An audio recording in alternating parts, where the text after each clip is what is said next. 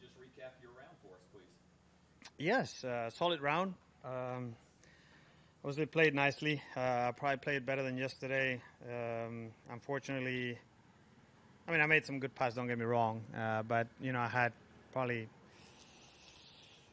at least four lip putts that I can recall. That would have been nice to make a couple more of those and get a little bit higher up. But everyone is playing great, and you have to go out there and make a lot of birdies, and that's all you can do.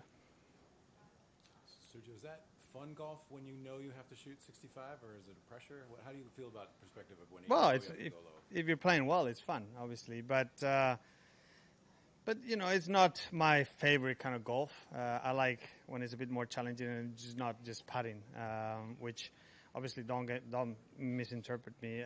You still have to hit the shots, so that's what's impressive to me. That the course.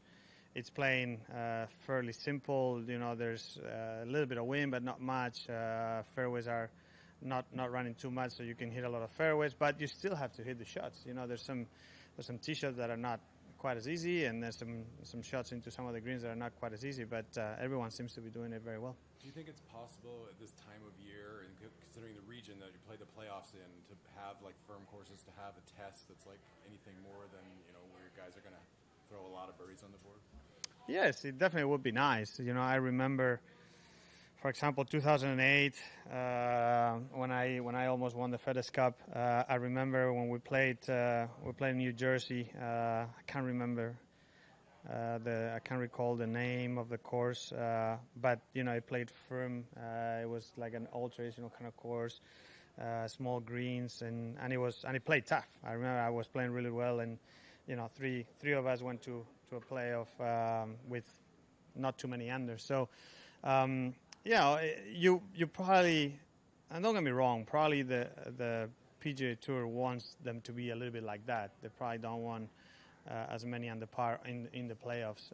But sometimes you can't control it. I guess you can only get the course as firm as they can, and But at the end of the day, everyone is just much better than they ever were.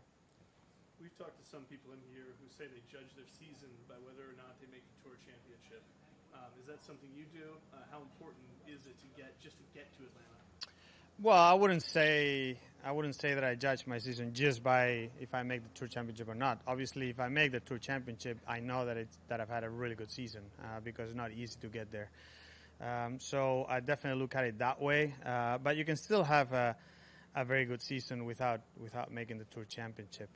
The playoffs nowadays they're so volatile. There's so many changes that can happen with somebody being 105th in the FedEx Cup and having a great week, and then all of a sudden he jumps to like 15th or 10th or something like that, or even better. So obviously that is difficult to adjust to sometimes, but like I said, hopefully I'll make it to the Tour Championship again and enjoy it there.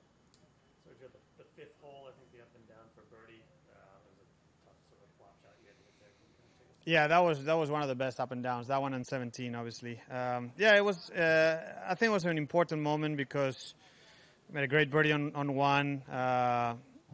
Played the second hole quite well, and unfortunately didn't get a great bounce on my chip and hit a great putt and lipped out.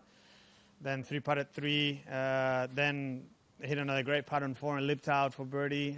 So it felt like I was letting the birdie holes kind of get away from me. And then when I hit a little right there on 5, I knew it was going to be a tough test. But hit a great chip, pretty much probably as good as I could do it, and then roll that putt in there beautifully. So that kind of got me going a little bit. Two quick ones.